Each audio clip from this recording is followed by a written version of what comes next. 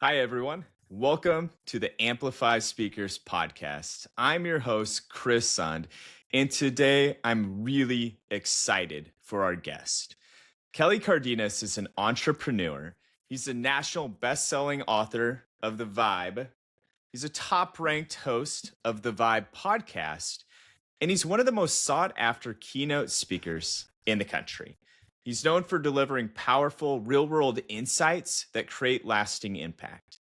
He's also the founder of the Vibe Room, which is one of the most prominent and in-demand live experiences in Carlsbad. He's created this space where connection, culture, and high-level thinking all come together to elevate leaders and creators alike. Rooted in resilience and a commitment to growing, Kelly's work on stage and behind the mic is driven by a mission to help people align with their purpose and step into their full potential. But beyond all of his accolades, he considers his greatest roles to be a lucky husband and a grateful father. Welcome to the podcast, Kelly. Do you know how uncomfortable it is to hear something about you? Do you get that way too, Chris?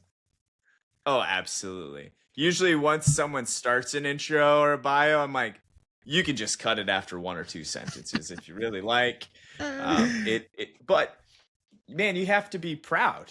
Yeah. National bestseller. Thank you. Extremely, that's an understatement. Successful podcast. We were saying, making me extremely nervous. I'm interviewing the professional podcaster over here, and this really cool event that I know we're going to dive into. And I want to share the secrets yet, but that's going to be part of the story later in this episode. So what I'd like to kick it off though with, your experience is rooted in some really great real life business. Yeah. And I would like you to tell a little bit of that journey, of that experience to where you are today. Well, there was a guy named Sean Chido. I was in Sterling Heights, and he came to me and he was like, "How do you do it?" And I was like, "Well, what are you talking about?" He said, "How do you do it?" And I had never thought about it because I was just doing it. I don't know if you've ever done this, but you just get working, and you're not worrying about the processes. You're not worrying about any of the stuff. You're just out there doing it because you have to, not from inspiration, but from desperation, right? And that night I went home and it hit me really hard because when Sean said, "How do you do it?" I couldn't answer him. So I started to go through in my mind and I started to reverse engineer. So at this time we had built, at that time we had 3 locations all over the country. I didn't do it smart. I wouldn't suggest this, but we had Chicago, we had Vegas, and we had Carlsbad as locations, which is not that smart because it's kind of hard to get to, in the different places. And for every 1,000 square foot, we had a formula. So for every 1,000 square foot we created $1 million in business. We also wanted a 25 to 28% profit margin or EBITDA. And so when we were looking at those things, I actually broke down how we did it. And what the answer was we had to build a culture first, which started with the reason why we were doing stuff: leadership, systems, and then culture, right? And it was in that order. And so that culture we had to have that belief system. You had to understand the story. Number 2, you had to have systems and processes, but we realized that our systems and processes up to that point when Sean asked me were nothing more than a list of our screw ups. So when we screwed up, we wrote it down, we made it better. And then everyone had freedom because they were like, these aren't the rules that confine us. These are the screw ups that somebody else made that gives me freedom to go out and screw up again as long as I'm willing to write them down. Then we started looking at our efficiencies, right? And our productivity. And if we weren't hitting 25% of profit margin or EBITDA, we were looking at it and saying, like, there's something wrong here inside the system, which was a list of our screw up, and is it in line with our culture? Well, once we started to do that, and we started to understand our efficiencies, then we looked at, well, now we can start innovating, having new ideas, doing those. But the new ideas meant nothing if you didn't adapt immediately. Because the longer it took you to adapt, we're seeing this with AI right now, the longer it took you to adapt, the less your reward was. But when we got to the end of that was the great kind of 5-part system. I realized that if you had all those things and everyone was functioning, but no one felt good about them, no one would do them anymore, even if they worked. This is the crazy things with humans. So we realized that the vibe was the most important, and it was the missing ingredient in most cultures and most processes, the efficiencies of productivity and the innovation and the ability to adapt immediately. It didn't mean anything unless you had the right vibe.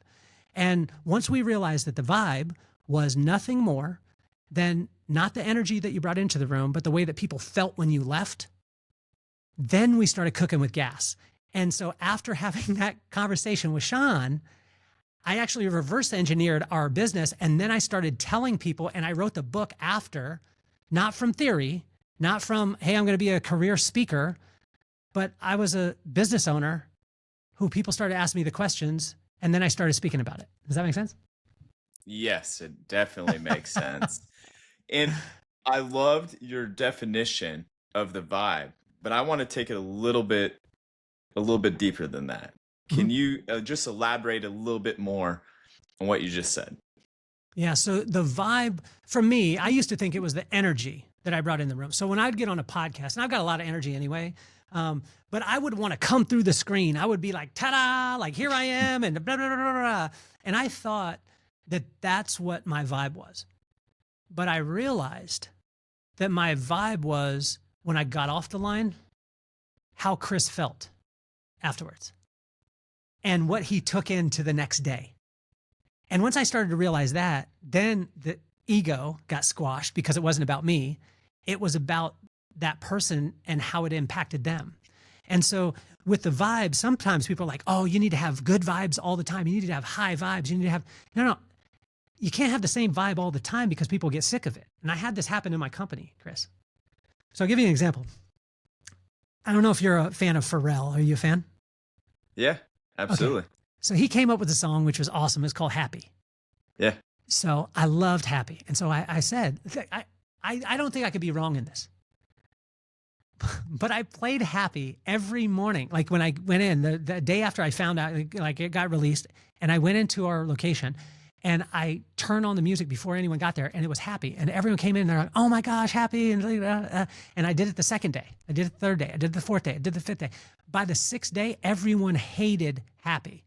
And everyone was sick of Happy. And everyone was pissed off because I was playing. That sounds crazy. But what I realized is when you try and lock into just one singular vibe, you alienate a lot of people. And so what I realized inside of our locations and in locations of companies that I work with now, if you choose one exclusive vibe and you think that's going to be it, you're going to be in for a rude awakening. Sometimes the people want the vibe to be efficient. Sometimes they just want to get their work done with the least amount of work, with the most possible result. Sometimes they want to be lifted up. Sometimes they want to be happy. Sometimes they don't care if they're happy. They just want to produce results because maybe they want to get the raise or whatever it is.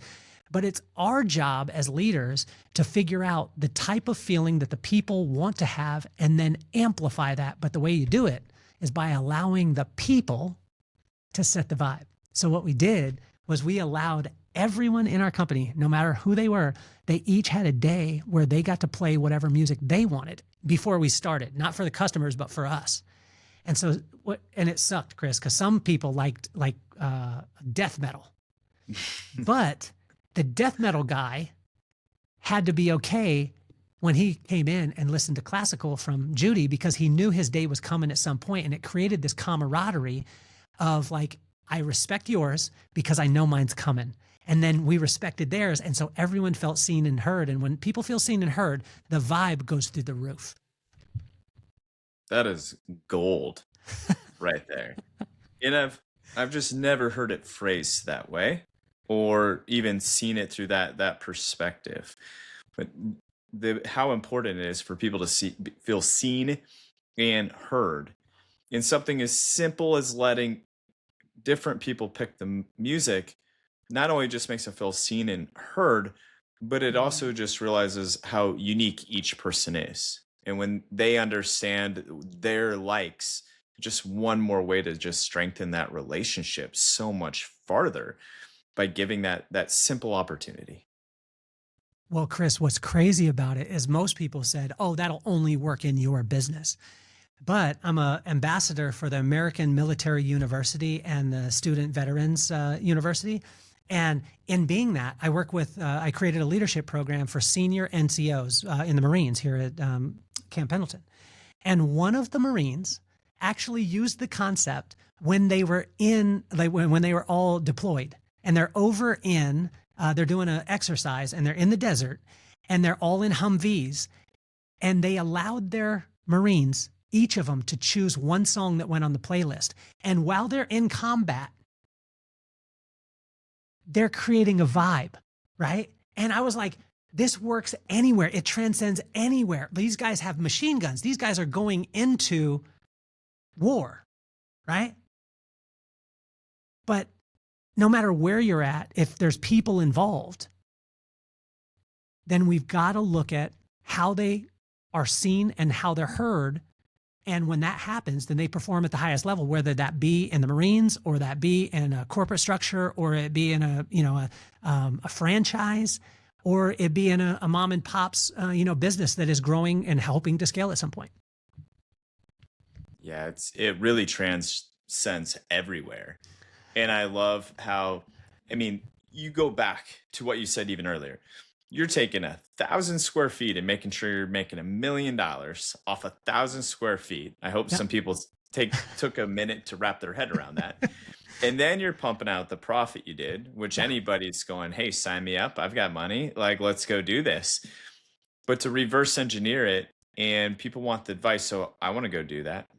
And for you to lean in that culture and that vibe is what got you to those numbers. Yeah. I would love to hear what's your definition on culture? How would you describe what that is? Well, with a culture, you have to look at the actual root word. Like most of the time we use words and we don't actually know what they mean. And I do this all the time. I do it all the time. My kids do it, especially nowadays with some of the words that they use. And I have no idea what my kids mean because they're 14 years old. But my son one time was like, oh, Dad, you got Riz. And I was like, he's like, you got none of the Riz. I got all the Riz. I was like, what does that even mean? But I realized that it was cut short for charisma. And I understood the root word of it. So to have charisma or to have Riz, I now understand. But if we go back to the root word of what culture actually means, it means a environment that is suitable for growth. That's what it is. But most people think of culture as this static thing that they put placards on the wall and, oh, we got this culture. Well, I had a woman named Tina, and she told me, she said, there's our challenge. I figured out our challenge. I said, what is it? She said, we have no culture. I said, stop. I said, let me give you a different thought process on this. She said, okay. I said, let me give you a different perspective. I said,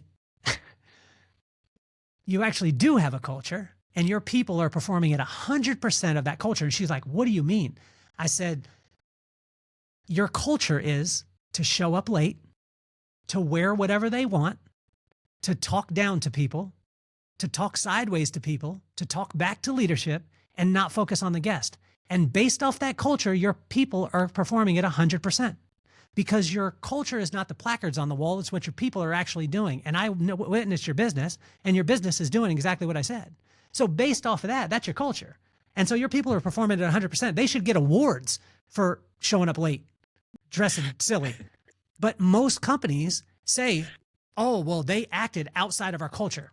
This is the great thing. When I go into companies, and organizations, and I spend time with the people, I actually get to see what the culture is.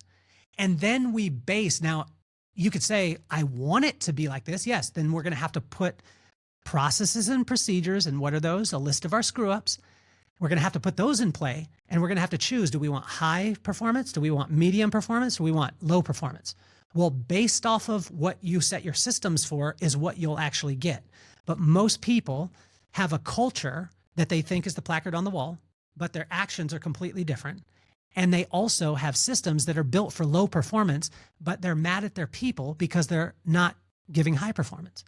So it's just a communication problem. 99% of all challenges in business and in families and in life and personal, professional, spiritually, and financially comes down to communication. It's not that the things are wrong. It's just sometimes they're being communicated with the wrong word. That was extremely well said. I want to keep going off the communication side. Yeah. So for one of the places you just mentioned where they are having the outcomes they don't want, Yeah. right? Whether it's people showing up late, low performance, what's the communication advice you're giving to them? Well, first of all, we have to go back to like within a culture, you have to understand like why you're doing the thing in the first place, right? So when we were in the professional beauty industry, and I got the opportunity to work with Paul Mitchell for years, and I was very, very fortunate. But when we set out, we wanted to create the highest paid hairdressers in the world. That's what we wanted, because we wanted to change the way that people looked at the hairdressing industry. And I knew that one of the aspects of that was to be able to have high earners. But to have high earners that were sustainable, we had to have integrity, meaning that we weren't charging for things that we didn't give, and we always gave twice as much service as what we charged for. So that means that the client was actually indebted to us, not we were indebted to the client. Does this make sense? Yes, it definitely makes sense. So when we look at that communication part of it, we have to understand, number one, we have to understand why we're doing what we're doing. For us, that's what we were doing. That's the reason why we were doing it. Number two is we have to look at the leadership, right? So when I'm choosing my people, am I communicating those things, and am I doing it in a language they understand? This was a big thing with my pops. My pops was a huge inspiration of mine. He worked in power plant construction. Well, he was in the business for about 35 years, and he went into the office of a kid, and you know this kid just got out of college, has every degree in the world, but has no experience. But he had a high position. So my dad sits down in his office, and the guy bucks up, puffs out his chest. He's like, hey, I speak 4 languages. How many do you speak? To my pop. And my pop, it could be his dad, but my pop sat back in the chair. Chris, he sits back in the chair. He crosses his legs. He relaxes. And my dad looked up at the ceiling. He said about 75 or 80. And the kid almost came across his desk. He was like, 75 or 80, what languages do you speak? And my pops very calmly said, I speak blue collar, I speak white collar, I speak on the line, I speak middle management. And he said, do you want me to continue? And the kid got so frustrated and mad, but he didn't understand that what my pops understood was that there was only one business in the world and one business only, and that was the people business. And if you took the people out of the business, you had no business at all. And so different people speak different languages. And sometimes this is where siloed communication happens a lot in organizations, and it's an epidemic, because the financial, the CFO, all they want to know is, does it bring me a higher EBITDA? The CEO is concerned with the overarching vision. The CMO is asking, do we look good while we're doing it? Well, if you say to the CMO, well, it's making money, they don't care. They want to know that it looks good. If you say to the CEO, well, it looks great, he just wants to know, is it in line with the vision? And the CFO is only talking about, does it drop to the bottom line? Does it give me a higher EBITDA? Because in the event that it does, then we can enterprise sell this thing in a couple of years, or we can't. That's all he cares about. But connecting the dots and understanding what language they speak, then you can speak the language of the person that's in front of you. And so what my pops taught me was true communication has three aspects: a sender, a receiver, a results. And most people think, I sent the right message. And I sent it. I hear this all the time with especially middle management and sometimes leaders where they'll say, I told them to do it 100 times. It'll only get done if I do it. That's a blah, blah, blah, blah, blah.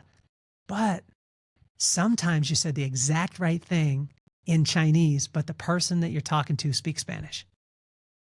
Same words, different language. So we've got to understand that part of it and realize that in a culture, anything left unattended will take on a growth pattern of its own. I love that line. And but you can control these kind of things. You can't lead, you can lead a horse to water. You can't make it drink, right? But you can add salt to the diet. So there's ways to be able to use vibe manipulators, the music. How do I get my people to feel on fire and seen and heard? A simple song. How else can I do it? By speaking life to them. This is a concept that is very seldom used in a company, but it has the highest ROI with the least possible investment. And Chris, it's just this. Chris, I want to compliment you because when I talked to you the first time on the phone, you made me feel like a human being. When you asked me about Amplify Speakers, I was here. Both hands up. I just want to hear it. When I heard your heart, when I heard what you were doing, and I heard the mission that you were on, and the care that you took to be able to respond back to me, I want you to know how much that means, and that's not something common in this world. What I just did there, Chris, was a thing called speaking life. I used your name and I used something specific that I couldn't have faked. You know that phone call happened.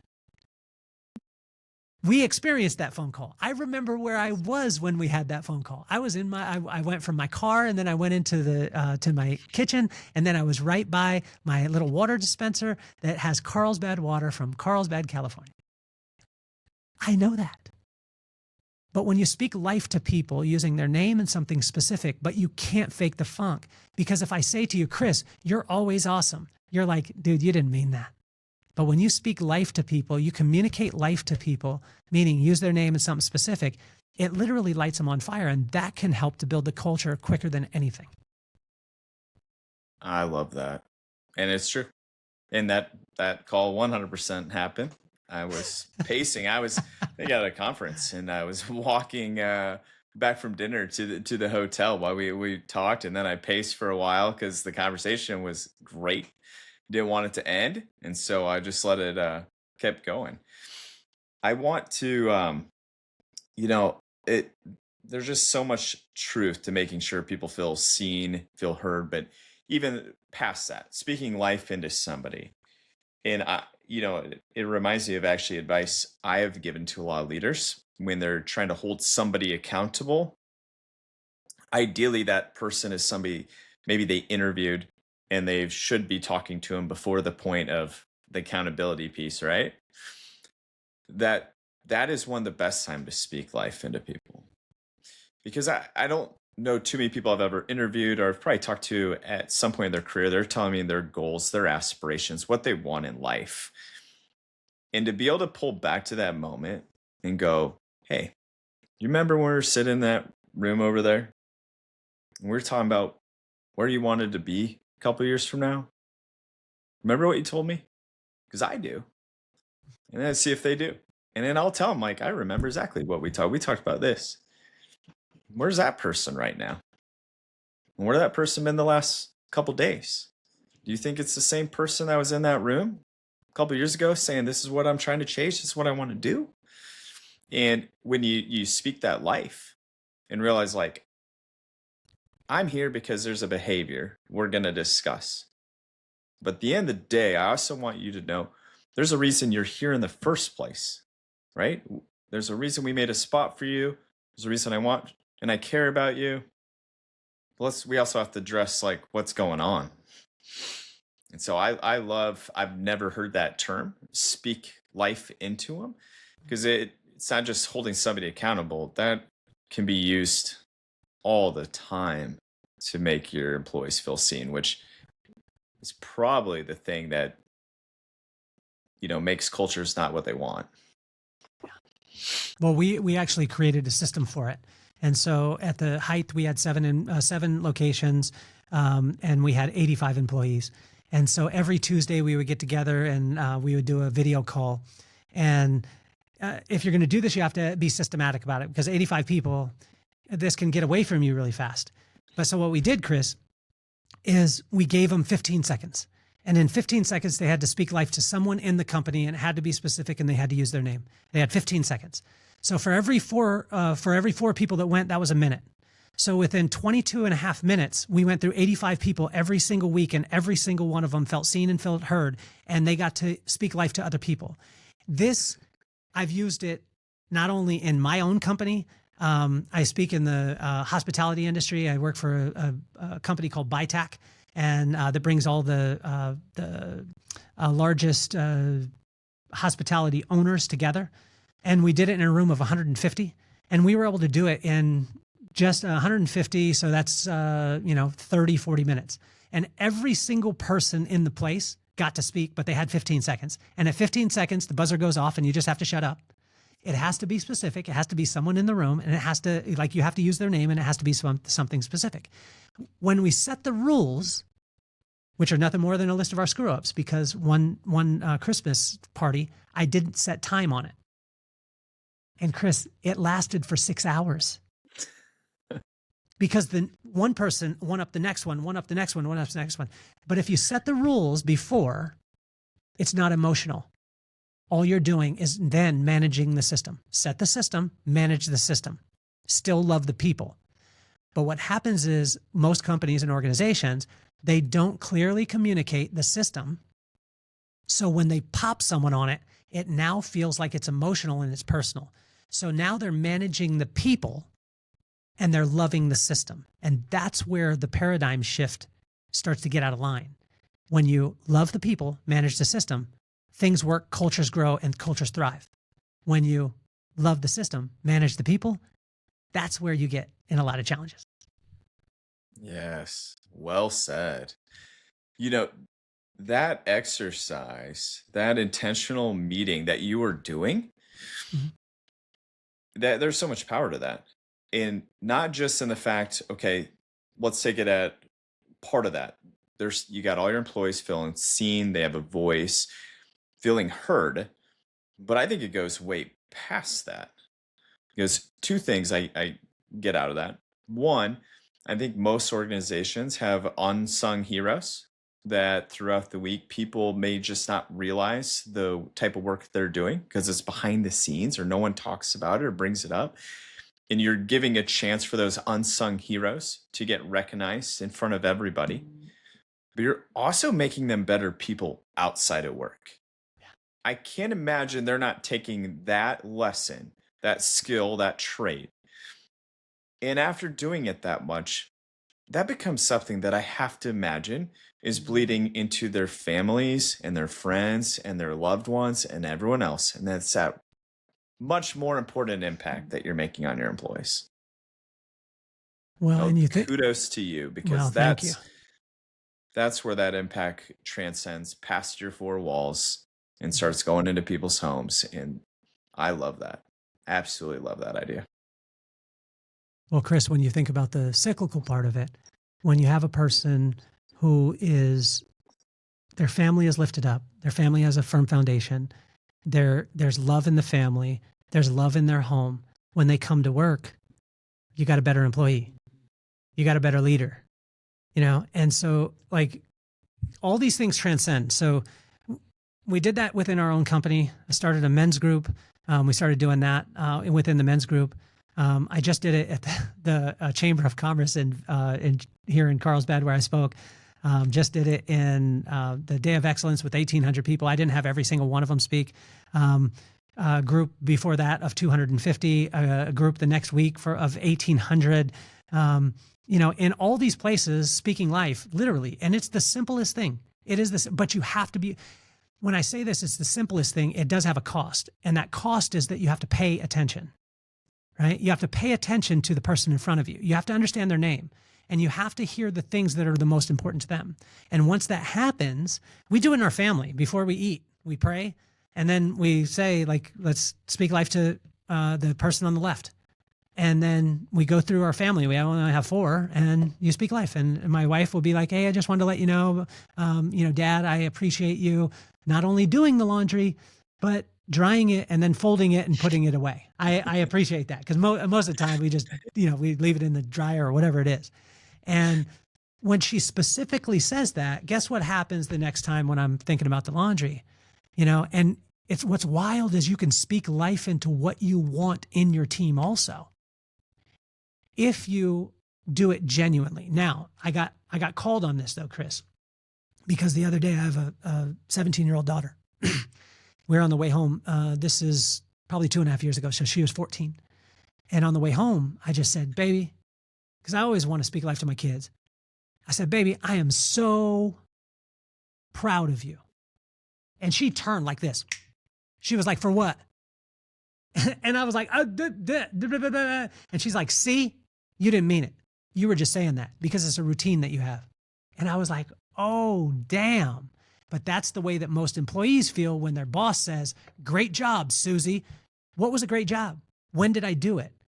What's my kid's name? What's my dog's name? What about the vacation that I just went on that was so important to me and that I had the picture on my desk for years that I wanted to go to and I just got to be able to do it, or I hit that goal? You didn't say anything about that. And when a person is not seen and not heard, an expiration date, just like on the milk, gets stamped on them. And I've been on the wrong side of these things. I'm not judging. I did that. I put expiration dates on people because I didn't notice them for what they thought was important. The CFO wants to know about numbers. The CEO wants to know about the vision. The CMO wants to know about how cool the font is and how good it looks and how many impressions it got. And if you know those languages, then you can speak life to people. Wow. Yeah, you're absolutely right. Especially on the expiration date. I was having a conversation with somebody recently where we were just talking about, most people emotionally leave their company well before they leave their company, right? Yeah. How many people are coming to work every single day, but emotionally they left a long time ago. And I feel like the majority, if you want to go, why did they emotionally leave? More often than not, it's the not feeling seen, heard, and valued. Yeah. You want to create a place where people want to run through walls and they're proud to work there and tell everyone how proud they work there and are going to give that experience, that vibe you're really going for. So when other people come into that business, they're leaving feeling like better people. That's where it's at. It's focusing on making sure they feel that way. No, absolutely gold. I want to turn this for a second because I could probably talk about this all day, to be honest. Easily. It is one of my favorite things to learn about and to hear because, like you said, I know that you want to have a successful business, and you've ran a lot of them. This is that key, right? This is that thing that you need to make sure you're doing. But you've created this unreal experience, live action experience. And I'm not going to do it justice by trying to explain it. So I'm going to let you explain what it looks like to have the vibe live. Well, it's called the Vibe Room. Actually, let me try something. I'm going to try something. I don't know if it'll work, but I can give you a little preview of it. Does that be cool? Okay. Yeah, let me see if it'll work. I think it will. Hold on. I'm seeing it.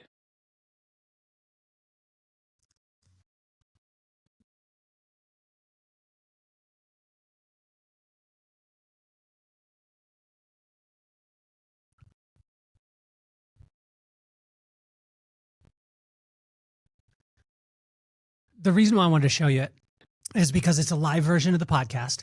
And what we did is we added live music and we added stand-up comedy because my inspiration was I wanted to create a show like My Next Guest Needs No Introduction by David Letterman, which was a tall order. I'm not David Letterman, you know what I'm saying? Like I don't have the network behind me, but I told my wife that and she was just like, whatever, let's just watch the show because it's our favorite show. And when I went along with it, I just found that I have such iconic people on the podcast and I'm just so fortunate. Like the other day, I just secured Lenny Kravitz's drummer is going to be on June 6th. So he toured with him for I think it was 9 years, was a drummer for Stevie Wonder. The guy is unbelievable. His name is Franklin Vanderbilt.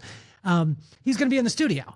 So I had Eddie George on the podcast. I had Larry Namer, the founder of the E! Entertainment Network, Claudia Wells, which was Jennifer Parker from Back to the Future, the original girlfriend. So I have all these people on the podcast, right? And I had people be like, oh, could I come and just be a fanboy in the studio. And I was like, well, what if we just created an experience where you could be live and I would interview him, but I wanted to do a twist. And the twist is that I don't let anybody know who I'm going to be interviewing. So, and we only allow 75 people, and they're super highly qualified people who have exited their companies, built companies, they, whatever it is, and they're in the room. There's only 75. It sells out every time. The last 10 events that we've had, they sell out before we even release tickets. But the cool thing is, Chris, is you're in the room and you're meeting people. No one has name tags. No one talks about what they do, but everyone, if you're in the room, you're supposed to be in the room. And you're talking to somebody. And this experience actually happened. So there's a comedian and he goes up, and I had told him stick around because literally, we have stand-up comedians, we have live music, and then we do the interviews. And I told everyone, like, stay for the whole time because you never know who's sitting next to you, never know how they can affect your life. Like, so make a friend out of everyone. This is what I tell the whole crew. Well, he gets done with his set and he's like, oh, Kelly, I got someplace to go. I was like, dude, I told you to stay around. But he said, no, I got to go to another place, whatever it was. Well, while he was doing his set, he started doing some crowd work and he started ripping on a couple people. And there was a guy in the front. He's a guy from Brooklyn. And the guy from Brooklyn didn't really respond a lot, like laughing and stuff. He's from Brooklyn. You got to be super funny for that to happen. And the comedian goes in on him, like smashes him, roasts him the whole time. And the guy's not laughing, whatever it is. Well, he gets done and he goes to leave. And I was like, do you want to meet the guy who you roasted? And he's like, yeah, that would be kind of cool. That would be nice. And he's like, yeah, I want to say hello. He was such a good sport. So I'm walking up with him to introduce him to the guy from Brooklyn. His name is Larry. And he goes to shake his hand. And right before he goes to shake his hand, I just whispered in his ear, that's Larry Namer, the founder of the E! Entertainment Network. And the comedian almost pooped his pants. Now, Larry founded the E! Entertainment Network, founded the Kardashians, didn't hire Ryan Seacrest at first because he didn't think he was talented enough.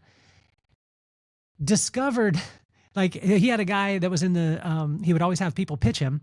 And he had a guy pitch him in an elevator. And he said, hey, I think you should put cameras inside my radio show. And Larry was like, that's the dumbest idea ever. But he went with it because he didn't have anything else to do. It was Howard Stern. He had a friend who he was doing a charity concert in Russia. He was working with the mayor of St. Petersburg, and the mayor of St. Petersburg wanted David Bowie. Well, David Bowie didn't want to go to Russia because he didn't like the environment there and he didn't want to go. So he talked to David Bowie and he said, hey, will you please come? And he said, the only way that I'll come is if I could dance on the graves of the czars, as a joke, like I'm never coming. Well, the mayor wasn't available, so he put Larry with the vice mayor, and the vice mayor said, well, I'll make it happen. They built a stage over the graves of the czars, and David Bowie came and did the concert and danced on the graves of the czars. The vice mayor became a very good friend of his, he was in the military, he went through the military, everything like that, and guess who the vice mayor was? Vladimir Putin.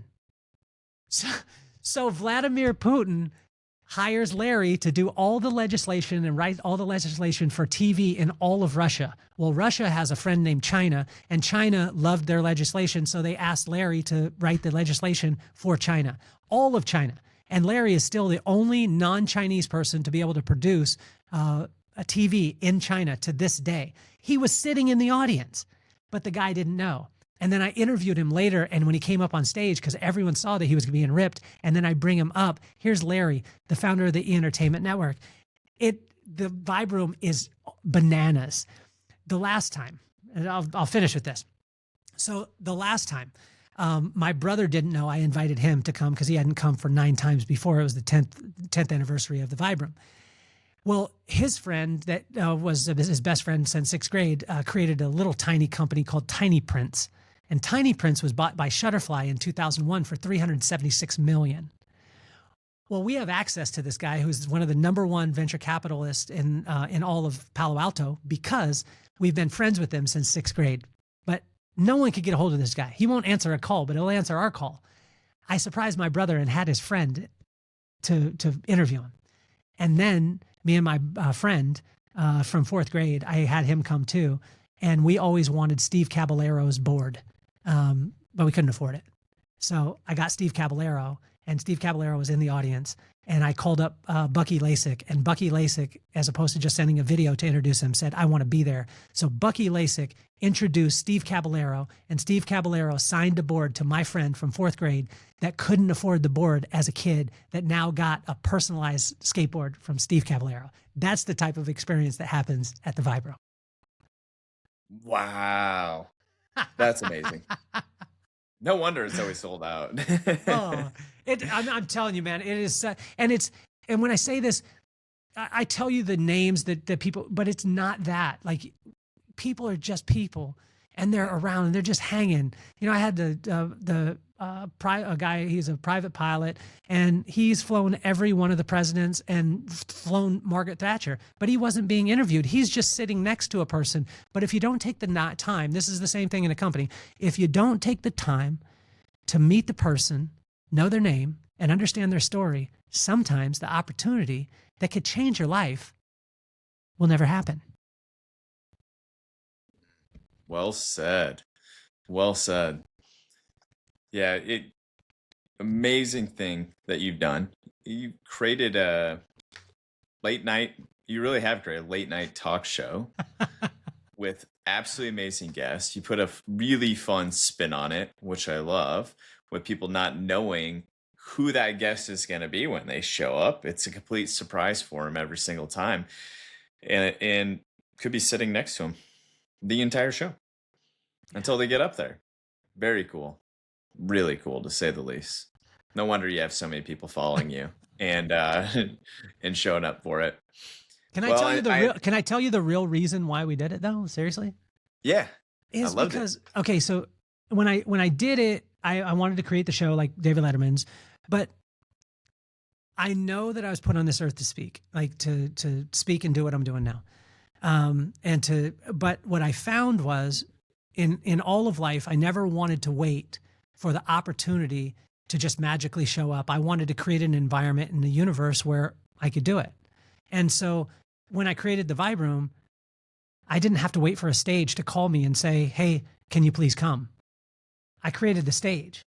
And now there's so many, it's so funny because we actually don't have, we don't have people come and do a presentation. It's not that type of party.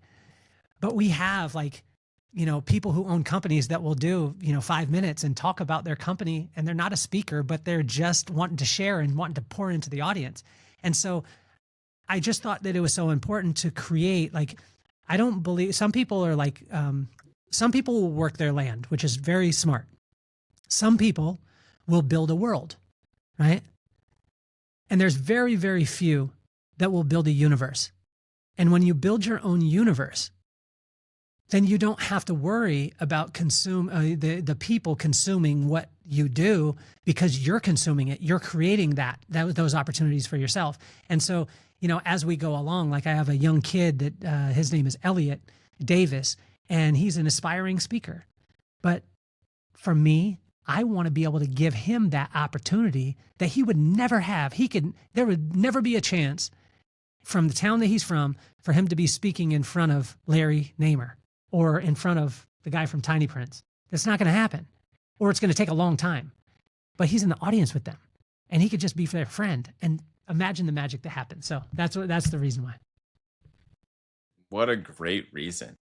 And you've done them outside, created the same experience all over, correct? Yeah, we did Salt Lake City. We had a place in Salt Lake City. We did quite a few of them there. And then, it's something that we're actually working on right now with a company. It's a hospitality company that has about 13 properties. And we're going to start in Tucson, and then we're going to do Nashville, and we're going to do Houston. And because this is another thing. This sounds like it's a good commercial, but this is the thing. This is the point of difference. So say when I got hired in to go to Day of Excellence to speak, for me, I actually bring a media company to the table. When I say that media company, I actually interviewed a couple of the speakers that were at the convention. So they were on the podcast, and then that organization gets the collateral. So when I go into a company and I speak for that company, I generally will take the CEO or whoever they deem, or the president or whatever it is, and I have them on the podcast. And now we get to talk about their company organically and warm the audience up to what they're doing and put their story there. Right. And so we bring that whole side, whether it be through our newsletter that goes out to, 15,000 a week, or through our YouTube channel, or through our socials that get anywhere from 250 to, 500,000 views a month. So that's the part for me that I always wanted to make sure that I gave more value than what I was being compensated for, because I never wanted to be in debt to anybody. That's a smart idea and very impressive. Do you have a spot on your website right now? And if not, I hope you need to go put this on there. Like, bring the vibe room to your city. I honestly believe you could do a tour and set out. That'd be a lot of work, but like set out and say, here's the cities. But I think after some of the cities experience that and realize, like, how do we put on that event? How do we do that? How do we have our audience and our people, and then decide who would get up there and be a part of it? Yeah. I know that's something you offer anyways, but it almost to the point of like, gosh, I could see the Vibe Room tour across the country, hitting the city near you. Well, it would be amazing. I want you to come, man. I'm gonna force it. Chris, are you married? Yes. Yeah. Okay. So you got children?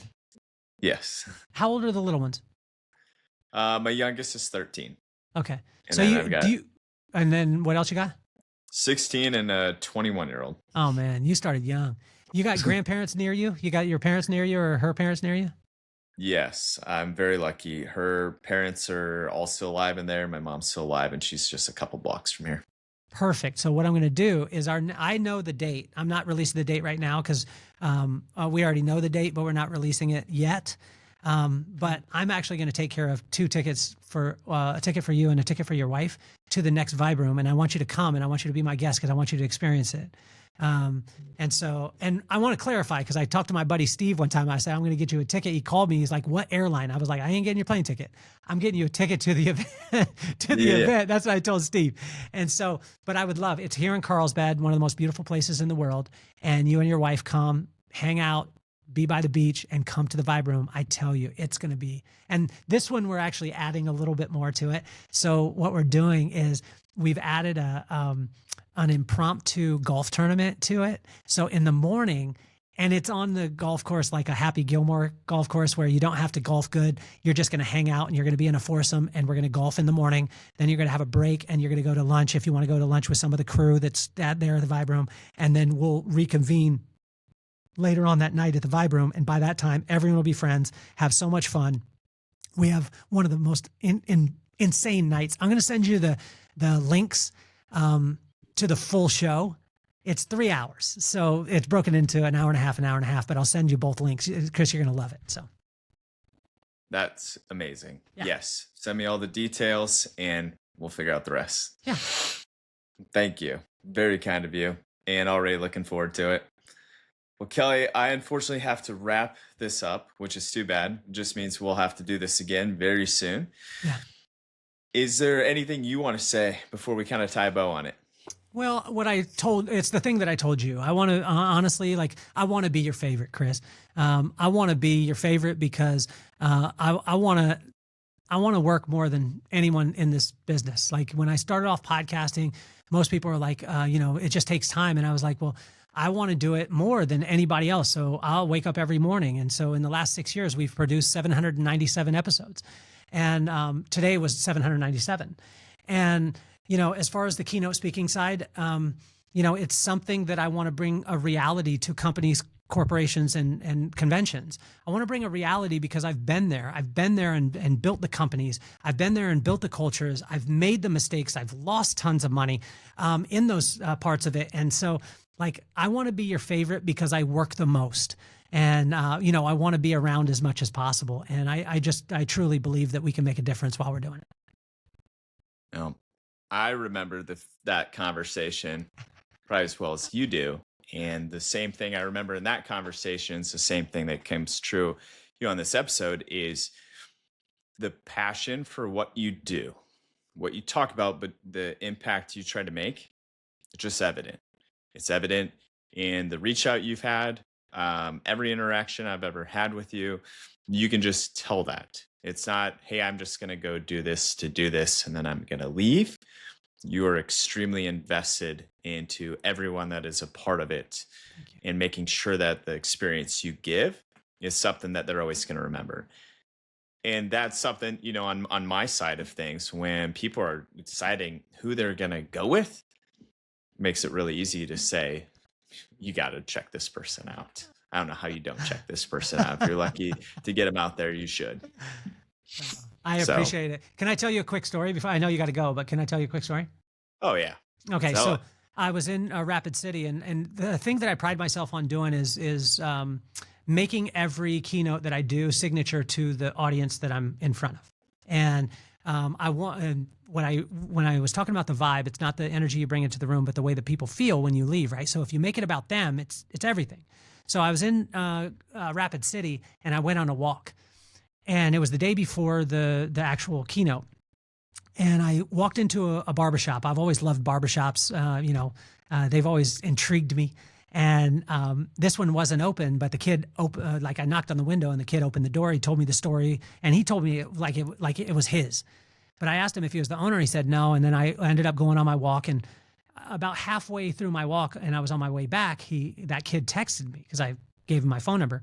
He said, the owner's here and he'd like to meet you. Would you come back? And I said, of course. So I popped back, and the kid starts telling me about, his business, all the stuff. And I listened to it. It's a great story.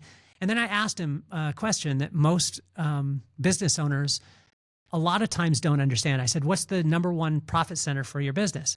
And he mentioned he's a barber. So he was like, it's a haircut. And I said, I would challenge that. And he said, well, what do you mean? And I said, well, because he had told me about some products that he had. So we found out what products he actually had that were his brand. And I asked him the profit margin, which he didn't know at the time, but he figured it out.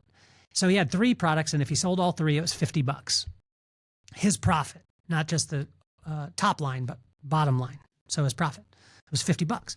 I said, well, how many barbers do you have? He said 5. Okay, cool. So now we got a number, right? So we're looking at systematic, right? We were talking about this earlier, and the efficiency. So I ran him through what I talked to you about: theory, culture, systems, productivity, innovation, and the ability to adapt immediately. So I walked him through that, and I said, okay, so if we got $50 in profit for 3 products, how many barbers you got? 5. How many do they see every day? How many clients they see every day? He said 15. I said, okay, 5 times 15 is 75. How many days a week do you work? 5. So I took 75 times 50, which is 3,750. 3,750 for simpler math, because I knew when I said these numbers, I could see the confusion in his eyes, and he wasn't a math guy. So I said, well, let's just round that up to 4,000. So if we take $4,000 a day and we times it by 5 days a week, it's 20,000. 20,000 times 50 weeks in a year is $1 million. $1 million with 2 weeks off. That's the amount of profit that you would make if you actually had efficient systems to sell 3 products to every single guest that walked through the door. And then I asked him, does every client in here need those 3 products? He said, emphatically, yes. And so I sat down in the chair and I spun around at 1 o'clock, 2 o'clock, 3 o'clock, 4 o'clock, all the way around to 12. And I told him, there's nothing in this place that sends me a message that you think that's important, because I don't see any of the products at any of those times as I spin around in the chair. I see Dominique Wilkins' jersey. I see a TV. I see stuff that I can't buy. I see a plant, but I don't see the 3 products. And when I went to leave, he said, who are you? I said, I'm just a dude who's in town for a couple of days. He didn't know that I was speaking to 1,800 people the next day. He says, who are you? He said, why would you be willing to do this? I said, because I believe in you. I believe in your story. He said, well, wait a second. How much is this going to cost? I said, it's not, you're asking the wrong question, kid. I said, you should be asking yourself, how much is it going to cost you if you don't listen to me? Well, I could tell you it's going to cost you $1 million in profit if you don't listen to me. And so the next day, when I went into the 1,800 people, guess what my keynote was about? It was about Dom from Sixth Throne Barbershop that was in his community, and 1,800 people learned why it was so important to buy the 3 products, because if he had $1 million in profit more than what he did, he could serve the community at a higher level. And that feeling was left for not only the next day, but it still resonated in that town right now. And that's the type of experiences that we want to create when we go into any town. We want to leave them better than the way we found them, because that's truly the vibe. Dang. That is such a good story. And just proof that you know what you're talking about when it comes to the vibe. That, yeah, the ripple effect impact that you're making is pretty impressive. Thank you. And something they're going to remember. And I'm going to, because I can tell you right now, I know what I'm going to go do next. I'm going to go watch my son play baseball. I'm going to go join my family and all the other great parents that I get to sit around. And there's a very high probable chance, without a doubt, that I get to go turn around and go tell these stories because they were great. And I want other people to hear them as well. And so thank you for the vibe you've left today, right now, here with me. And I just want to make sure all the guests, if you didn't pay attention earlier, go get yourself a copy of the vibe. Crazy not to have this read.